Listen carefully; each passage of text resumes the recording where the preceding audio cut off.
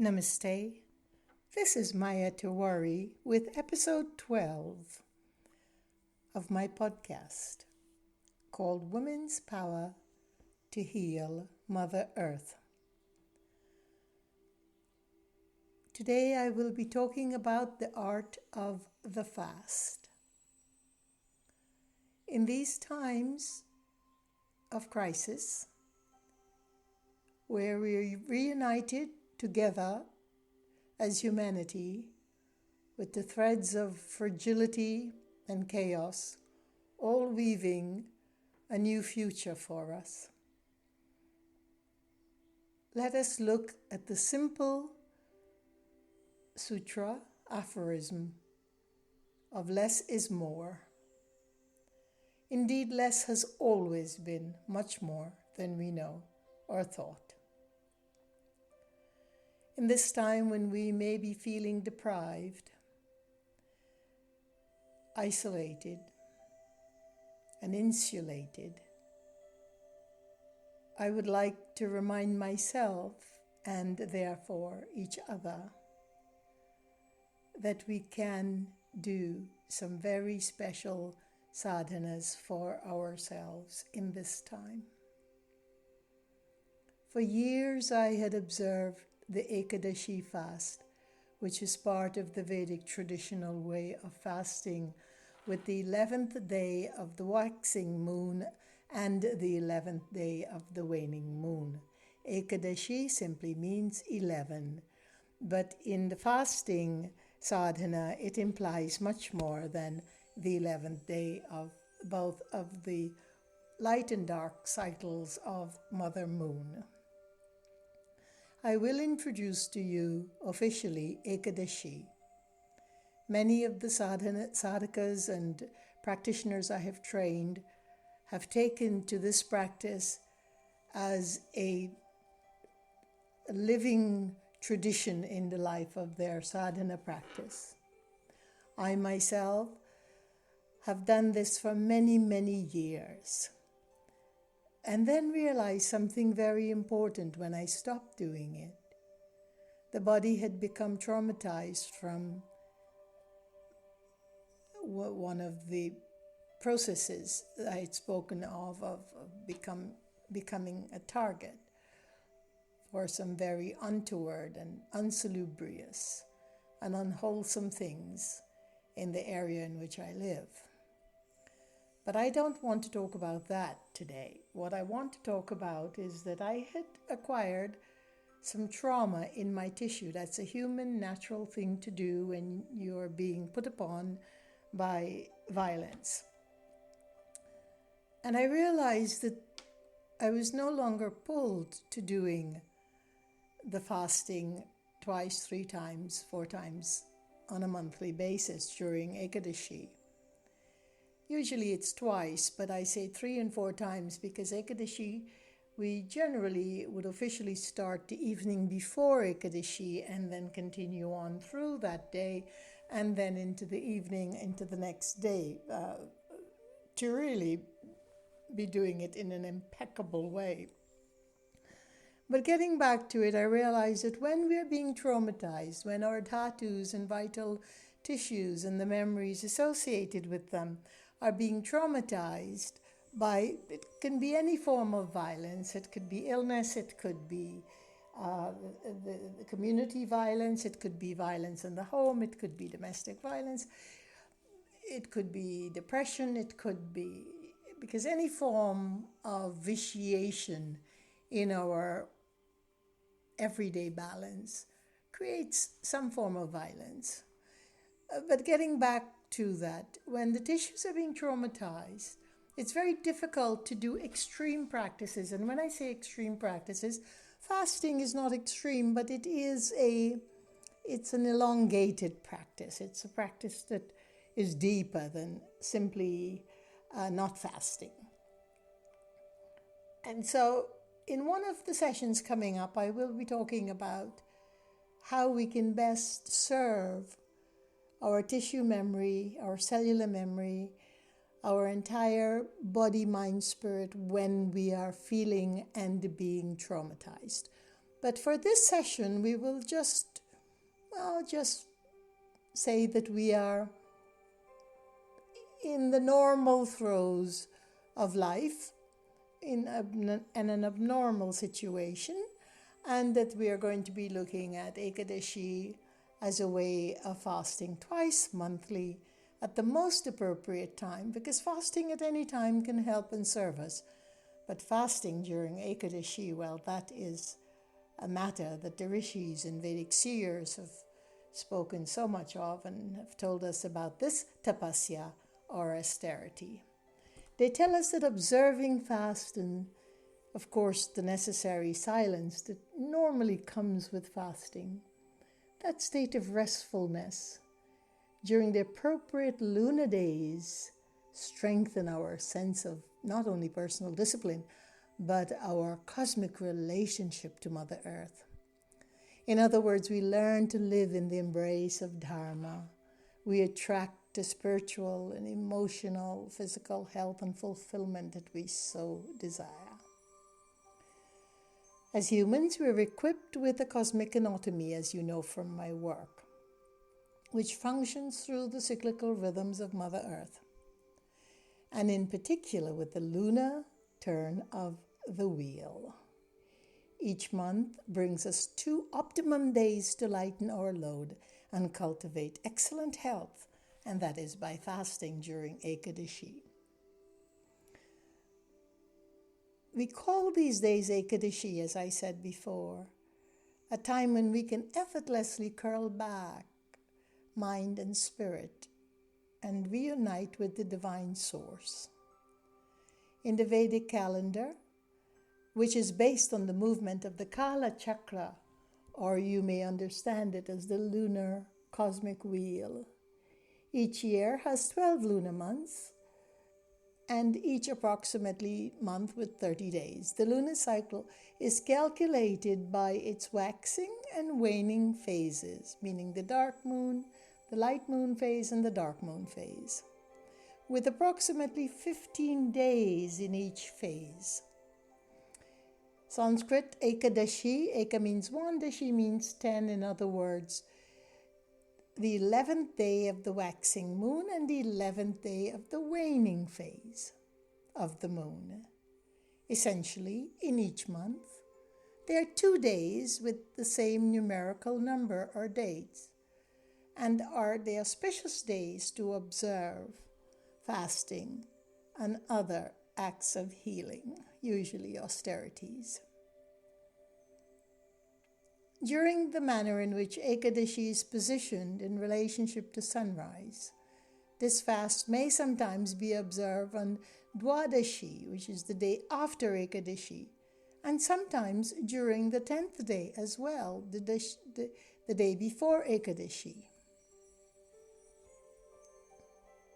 To simply track the exact date, I will be providing you with a link to downloading the Ekadashi calendar for 2020. But right now, let us look more into these 2 very appropriate optimum time for lessening, lightening, allowing the digestive system to have a rest, while the body and all of its cellular activity reorganize itself. The body reorganizes itself so that we may be able to continue to feel lighter, be lighter, attract more light to our mind, to our physiological and psychological and psychic functions. Very important during this time. You may only be able to do a semi-fast during Ekadashi, and that's fine. As I said, when one is feeling traumatized, when one has trauma in their tissue, when one is feeling put upon, overly worried, overly concerned, overly stressed, it's very difficult to do the perfect fast. And The Vedic wisdom is of such that we do not even recommend that you do the perfect fast. You can semi-fast with herbal teas like lavender tea or raspberry leaf tea or dandelion leaf tea or organic rose petal tea, jasmine tea, even green tea. Or you may choose to do water with lime or lemon juice.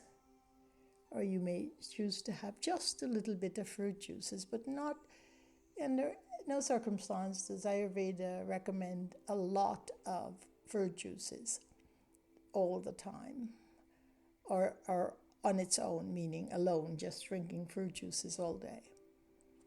You may even have a broth, a vegetable broth, if you need something warmer than just the tea. But we do not use grains, and there's a specific reason why we don't use grains during Ekadashi. We don't use breads or grains or heavy meals. So let's continue on by talking about how to create. We talk about our emotional state during the time we're going to fast. And just like we made a commitment to the vow of ahimsa to guide us through these difficult passages in our lives, and even when the passage becomes simpler, we still use these incredible sadhanas. Let us talk a little bit about how wonderful it would be to create a space around you that holds you with warmth and comfort and love, so that you can begin to do your fast. We always need to support our energies during a time of retreat. So it means we want to clear out the clutter from around the space we are living in. Do some deep cleaning of the home.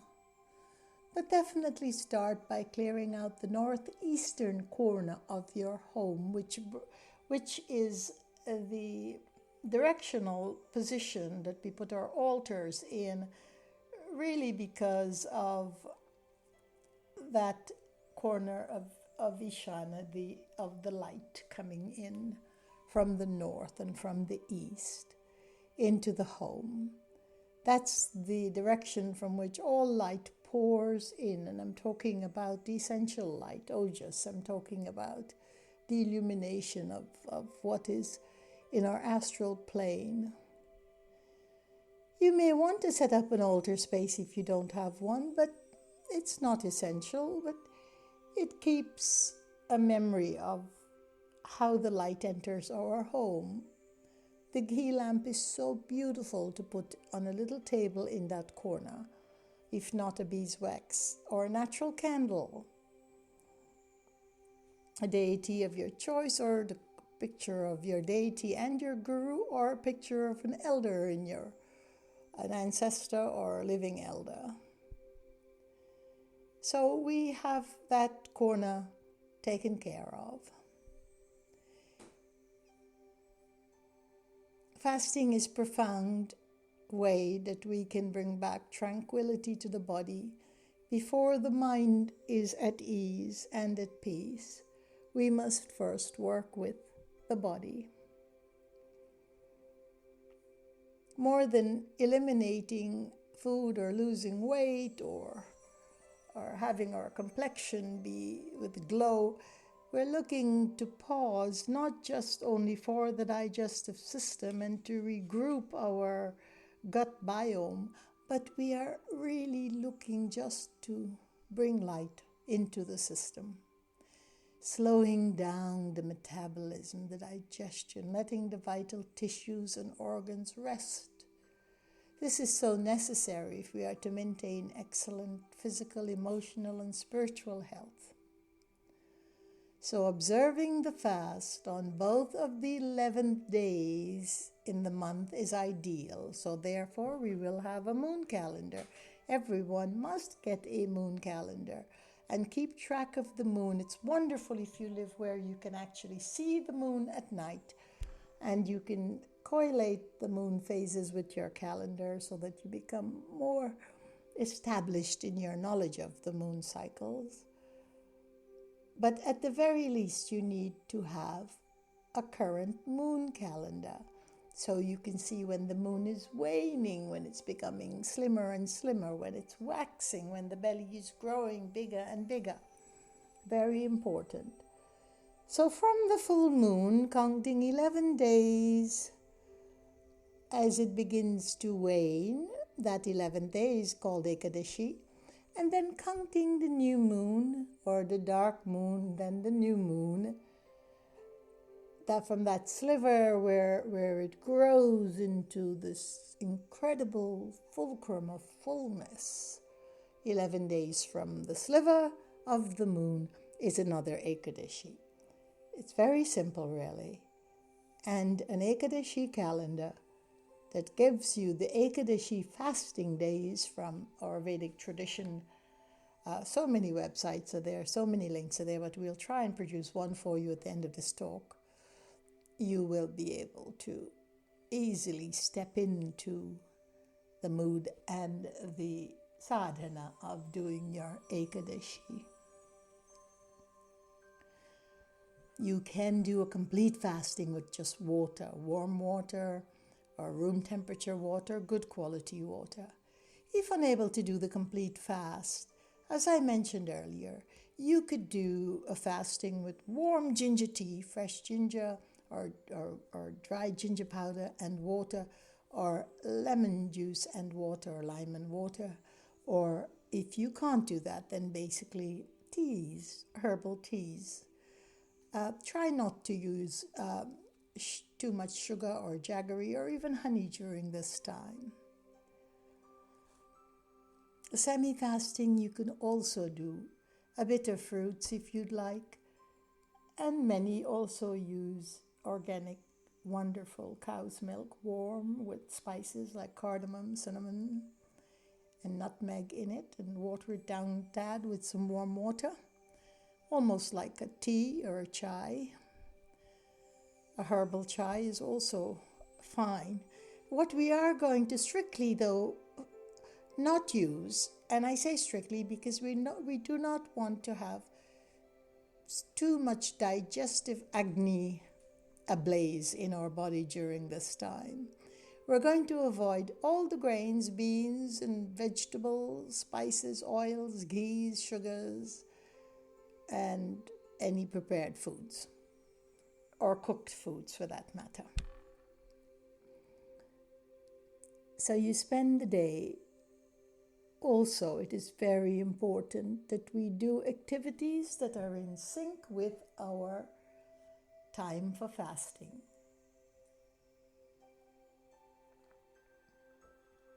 Meaning we're not going to go out and play football or soccer or do a 5-mile run.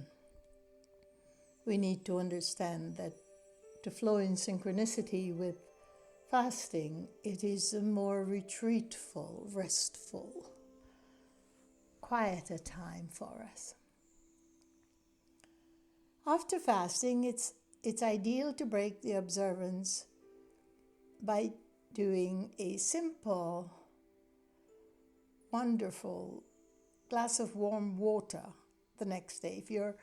If you start your fast on the 10th night of the moon, waxing and waning moon, and then flow in through the 11th or Ekadashi day, that's great. If you want to break the fast in that evening, that's fine, but only do so with some broth and hot broth and vegetarian broth, of course, and warm water and warm teas, ginger tea, whatever, just to start clearing ama or any toxicity from the system and any loneliness as well from that day of fasting. And the very next day you can begin to have a light meal. And when I say a light meal, we're talking about something that you could make with millet or quinoa, or in very, very soft millet with a little bit of ghee in it. Or, of course, the classical Ayurveda khichdi, without too many spices, though. Little bit of coriander, cumin, little bit of ginger, fresh ginger. Otherwise, that's basmati or jasmine rice with little split mung, some ghee, little tiny bit of salt.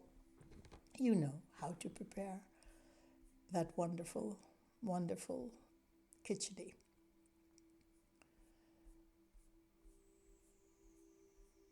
The time of Ekadashi, if we're looking at when it occurs, we can go to certain sites, Vedic sites like BAPS. Let me get that for us. But in the meantime, I will give you the dates for 2020. And if you want to just take a pen and pencil and mark them down quickly until you can get to a site for downloading the Ekadashi 2020 calendar, that would be great, or timetable. Now, Ekadashi is spelled Ekadashi, and it's called the Ekadashi Vrat, V-R-A-T, or fasting. And I will just start from where we are in May. The next upcoming Ekadashi day happens on May 17th and May 18th. After that, June 1st, then again on June 16th, and then again on July 1st. After that, July 16th, and then July 30th. August 14th, August 28th, September 13th, September 27th, October 12th, October 26th, November 11th, November 25th, December 10th, and December 25th. There are 25 days in all in the year of 2020 that are Ekadashi days. And these are the remaining days of the year when we can have the greatest amount of benefit from observing a fast or semi-fasting.